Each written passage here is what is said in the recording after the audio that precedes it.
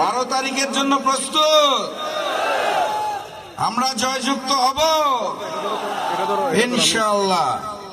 সংগ্রামী সাথী এবং বন্ধুগণ, ওই যে এক চাঁদাবাজ লুটেরা চক্র আছে, চিনেন নাকি আপনারা? মাঠ ঘাট, নদী, বন্দর, টেম্পু স্ট্যান্ড সব জায়গায় লুট করতে চায়, সব জায়গায় ওরা দখল করতে চায়। লুটপাট আর দখল করতে করতে কোনো কিছু আর ছাড় দিতে চায় না। এখন তারা আমিরে জামাতের সোশ্যাল মিডিয়ার অ্যাকাউন্টটা লুটপাট করতে চায়। সংগ্রামী সাথী এবং বন্ধুগণ, ওই যে লন্ডন থেকে এক মুফতি এসেছে, চিনেন নাকি আপনারা? আসার পরে বলেছিল কি জানি, আই হ্যাভ আ প্ল্যান। সেই প্ল্যান কি কেউ আর খুঁজে পাচ্ছে না। অবশেষে বোঝা গেল যে এইভাবে লুটপাট করে নীল নকশা এবং ষড়যন্ত্রের মাধ্যমে, সোশ্যাল মিডিয়া অ্যাকাউন্টের মাধ্যমে আমিরে জামাতেরকে বদনাম করে যদি তারা কিছু করতে পারে, কারণ বাংলার জনগণ জানিয়ে দিয়েছে দিল্লির সামনে মাথা নত করে দস্তখত দিয়ে লন্ডন থেকে যে মুফতি এসেছে তার বিএনপি চলবে না। লাল কার্ড তো রেডি আছে নাকি? 12 তারিখে ওই চাঁদাবাজ যারা নতুন করে জালেম হতে চাইছে, যারা নতুন করে ষড়যন্ত্র করছে, যাদের নেতা মুখে গণভোটে হ্যাঁ বলে তার দলের কর্মীরা নায়ের প্রচারণা করে, তাদের জন্য আমাদের লাল কার্ড। 12 তারিখে আমরা এই অঞ্চল থেকে হামিদুর রহমান আজাদকে দাঁড়িপাল্লায় জয়যুক্ত করে আগামী দিনের প্রধানমন্ত্রী ডাক্তার শফিকুর রহমানকে এই আসনটা উপহার দেব। প্রস্তুত তো নাকি? মার্কাটা কি? মার্কাটা কি? সেই ভোটটা দেওয়ার আগে ইমানদারির সাথে আরেকটা ভোট দিতে হবে, মনে আছে? গণভোটে, গণভোটে, গণভোটে ইমানদারির সাথে 2টা ভোট প্রদান করতে হবে।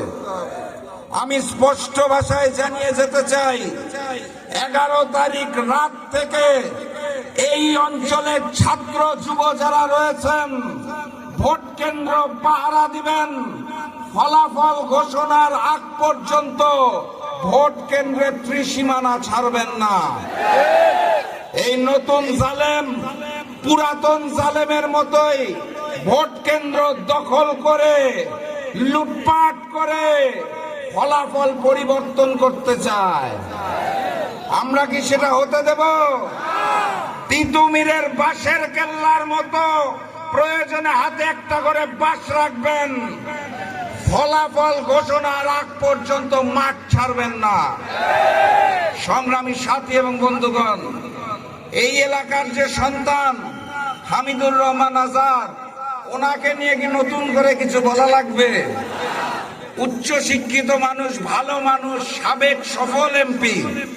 সবচেয়ে বড় কথা, এখানে 11 দলের নেতৃবৃন্দ যারা আছেন, এই যে আমার বাম পাশে একজন কেন্দ্রীয় নেতা আছে মুসা বিন ইজার, আমরা 11 দলের নেতারা হামিদুর রহমান আজাদের কাছে অত্যন্ত কৃতজ্ঞ। কারণ আমরা যখন আগে 8 দল ছিলাম, 8 দল থেকে 11 দল, এই যে ঐক্যবদ্ধ বাংলাদেশ, এইটার সমন্বয়কের নাম হামিদুর রহমান আজাদ। উনি সমন্বয় করেছিলেন বলে আমরা আজকে ঐক্যবদ্ধ হতে পেরেছি। সর্বশেষ ওনার সম্পর্কে যেটা বলতে চাই, ডাক্তার শফিকুর রহমান আগামীর প্রধানমন্ত্রী হওয়ার পরে হামিদুর রহমান আজাদ আপনাদের এলাকার সন্তান, ইনশাআল্লাহ বড় মন্ত্রণালয়ের দায়িত্ব নেবে। অতএব আপনারা এমপি নয়, মন্ত্রী নির্বাচন করবে।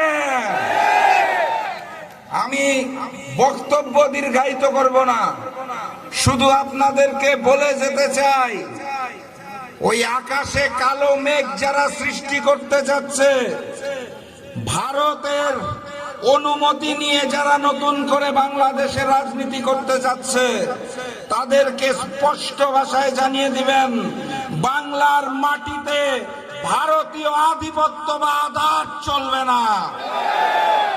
আমরা বাংলাদেশে আগামীতে মানবিক বাংলাদেশ গড়ে তুলব ডাক্তার শফিকুর রহমানের নেতৃত্বে। সেই লক্ষ্যে আমরা ঐক্যবদ্ধ হয়েছি। বিএনপির সাথে কোনো দল নাই, বিএনপি জোট বলে কোনো কিছু নাই। ৩-৪ বামপন্থী নেতা, ওই বামপন্থী বিএনপি বনাম ঐক্যবদ্ধ বাংলাদেশ, আমরাই বাংলাদেশ, আগামীর মানবিক বাংলাদেশ হামিদুর রহমান আজাদের নেতৃত্বে এই এলাকায় গড়ে তোলা হবে ইনশাআল্লাহ। আমরা প্রস্তুত। তাহলে স্লোগান নিয়ে বিদায় দেই। আজকে আরো অনেকগুলা প্রোগ্রাম আমার। স্লোগানটা মনে আছে?